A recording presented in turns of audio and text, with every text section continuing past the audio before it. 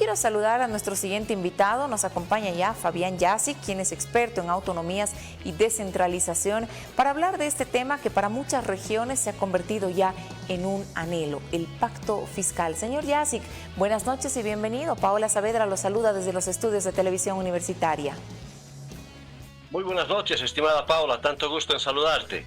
Gracias por acompañarnos en primera instancia. Señor Yazic, es el año del Bicentenario, hay resultados del censo y hay el anhelo de muchas regiones de generar por fin un pacto fiscal que permita la redistribución equitativa de recursos.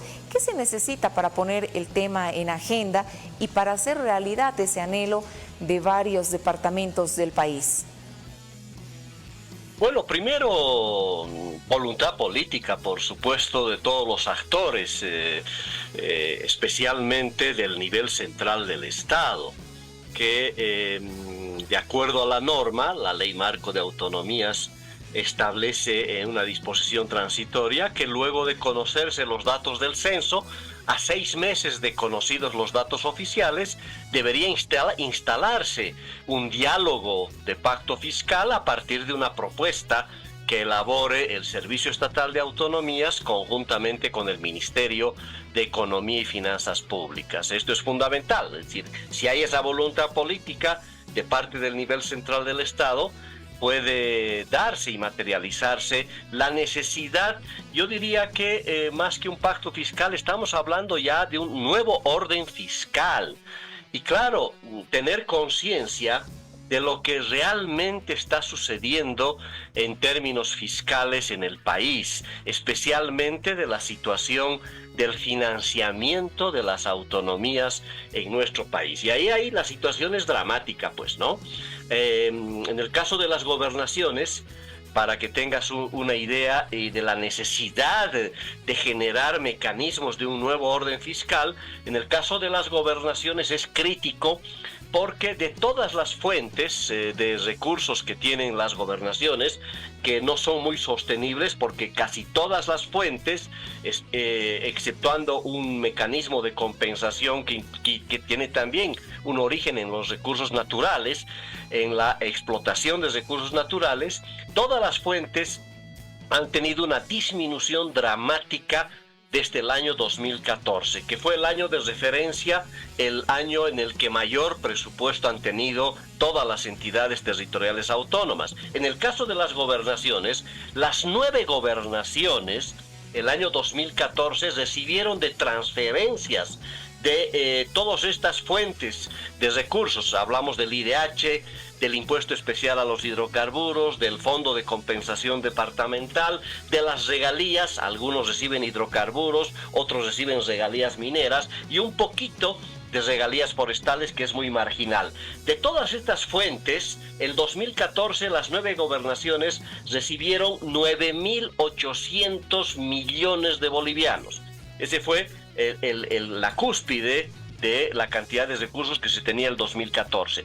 El 2023, el presupuesto devengado del 2023, recibieron las 9 gobernaciones alguito más de 3.900 millones de bolivianos. Es decir, todas las fuentes se cayeron en un promedio de más del 60% de la cantidad de recursos que recibieron las 9 gobernaciones. Y claro, ya el análisis, cuando uno entra a ver el departamento por departamento, la situación de cada una de las gobernaciones, ahí pues tienes elementos que lamentablemente profundizan las asimetrías que ha provocado este régimen económico-financiero que rige en el país desde hace más de 30 años, que no ha sido modificado desde la Ley de Participación Popular, donde se estableció el mecanismo de financiamiento de gobiernos municipales y gobiernos departamentales. En esa época eran las prefecturas. No ha cambiado absolutamente nada ese régimen económico-financiero, pese a que cambiaron un poco las reglas del juego, hay mayores competencias, hay autonomías, pero bueno, nada de eso incidió y el régimen económico-financiero sigue siendo el mismo. Pero ya en el análisis de cada gobernación, ahí la situación es mucho más complicada. Ahora, dentro de este nuevo orden fiscal al que usted hace referencia, ¿Cuáles son los principales desafíos, además del tema presupuestario que está disminuido desde hace ya varias gestiones? Habrá que también garantizar la transparencia, por ejemplo, y mantener el equilibrio para evitar ciertas tensiones entre los diferentes departamentos del país.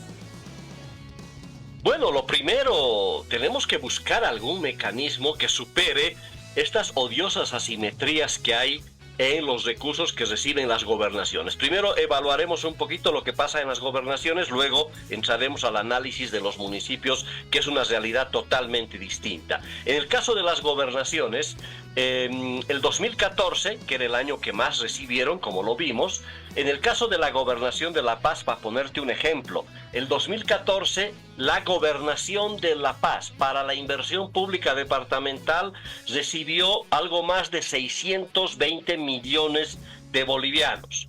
Eso significaba en ese entonces un per cápita para todos los paceños de 229 bolivianos per cápita el año 2014. Ese mismo año, en el extremo, Tarija recibió algo más de 3.900 millones por las regalías de hidrocarburos, que implicó en ese entonces 8.200 bolivianos per cápita. Y esas son las diferencias que provocó este sistema de distribución de recursos que ha provocado asimetrías gigantescas. Una gobernación como la de Tarija, que recibía 8.200 bolivianos per cápita, y la gobernación de La Paz, o el departamento de La Paz, que recibía el 2014 229.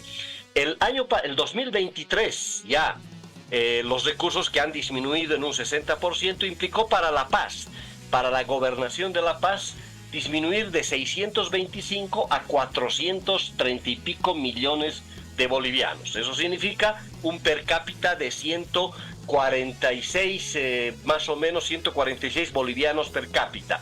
Ha bajado, por supuesto, enormemente también esas asimetrías. En el caso de Tarija, bajó a de 3.900 millones que recibió el 2014, el año pasado recibieron 544 millones. Ahí sí se nota una quiebra fundamental. El 86% de los recursos de Tarija han sido disminuidos en este último tiempo, y eso significa pues un desastre financiero, porque Tarija se acostumbró a tener cantidades importantes de recursos que lamentablemente en su momento no han sido adecuadamente utilizados. Un especial comentario sobre la gobernación de Potosí, que es interesante porque es la única gobernación que ha logrado cierta estabilidad gracias a las regalías mineras. Eso es importante porque es el único departamento que no ha tenido tanta modificación en general de la cantidad de recursos que se le han transferido.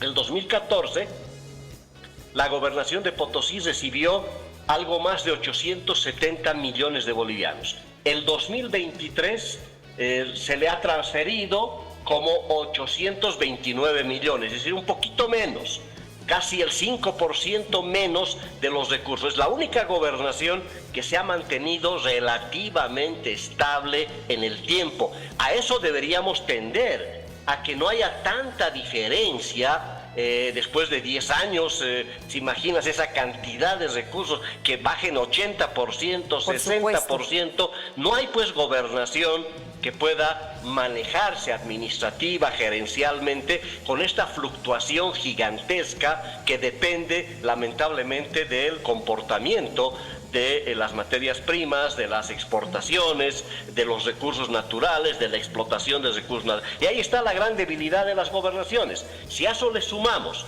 que dominio tributario departamental es muy limitadísimo, implica que hoy día, por esa limitada capacidad de gestión de recursos propios, prácticamente todas las gobernaciones de los 9 departamentos dependen casi en más del 90-95% en algún caso de las transferencias del nivel central del Estado. Y aquí hay alguna diferencia precisamente con los gobiernos municipales. Ahí quiero llegar. ¿Qué pasa ahora con los datos del censo? que han reflejado que hay un país por ahí, no sé si radicalmente diferente, pero un país más urbano, concentrado en el eje central, según los datos del censo, y los municipios, por ahí municipios como La Paz, otros que tienen la capacidad de recaudar recursos del tema de los impuestos, por ejemplo. ¿Qué pasa con los otros municipios que no tienen esa capacidad y que según esta redistribución por la cantidad de población todavía reciben menos recursos? Bueno, empecemos por el dato del censo.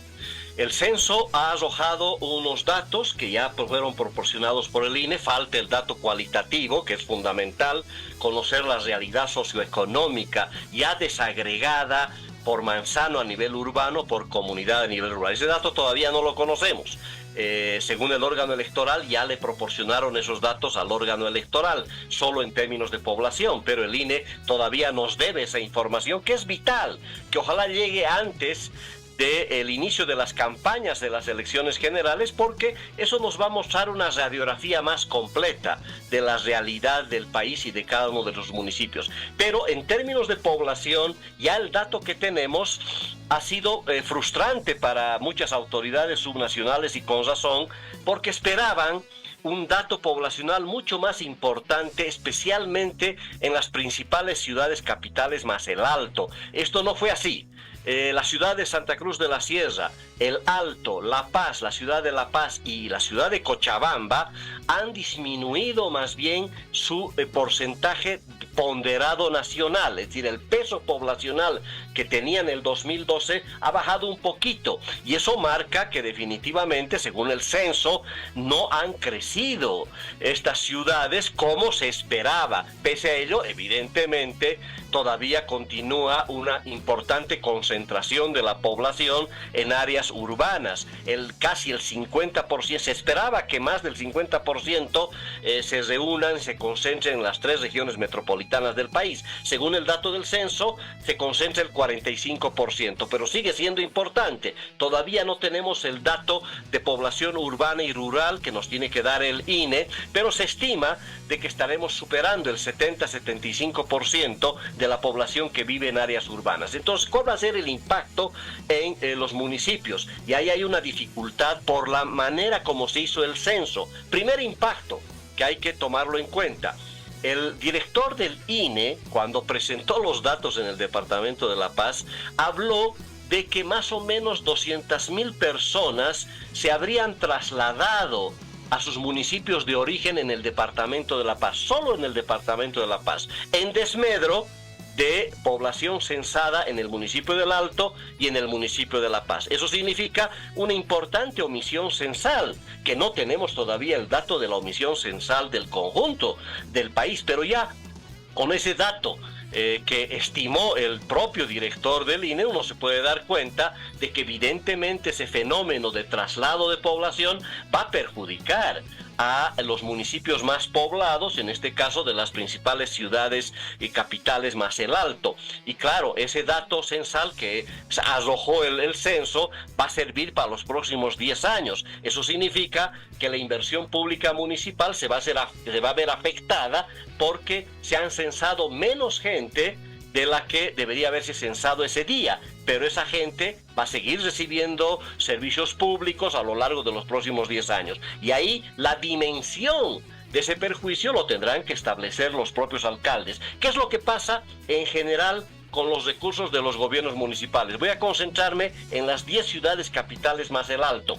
El 2014, para tener el mismo parámetro de referencia, los municipios de ciudades capitales más el Alto recibieron más o menos 7,000 millones de bolivianos el año 2014. Como verás, prácticamente las 10 ciudades capitales casi manejan el conjunto del presupuesto de las 9 gobernaciones, parecido. El 2023, que es el presupuesto que tengo consolidado, bajó a casi 5,000 millones de bolivianos. Es decir, ha habido una disminución no tan dramática como las gobernaciones, más o menos en un 30%.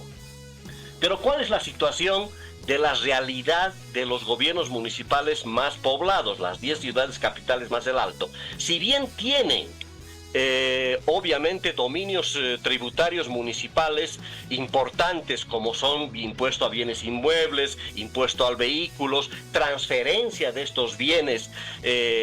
Para algunos municipios es importante, pero pese a ello, las 10 ciudades capitales y el Alto no están todavía generando la suficiente cantidad de recursos propios para sostener el total del financiamiento que necesitan los gobiernos municipales. Voy a poner ejemplo de algunas ciudades nada más. La Paz, por ejemplo, del total de sus recursos que recibió o que manejó el año 2023 son 1.700 millones más o menos el presupuesto total de la ciudad de La Paz, del municipio de La Paz. De esta cantidad, casi el 50% está financiado por esas fuentes de dominio tributario municipales. El único municipio que más o menos ha tenido un esfuerzo y un desempeño fiscal importante. Casi está próximo a tener el 50% de autofinanciamiento, podríamos decir, con sus recursos propios. El resto de los municipios están muy por debajo. Santa Cruz llega apenas al 41%,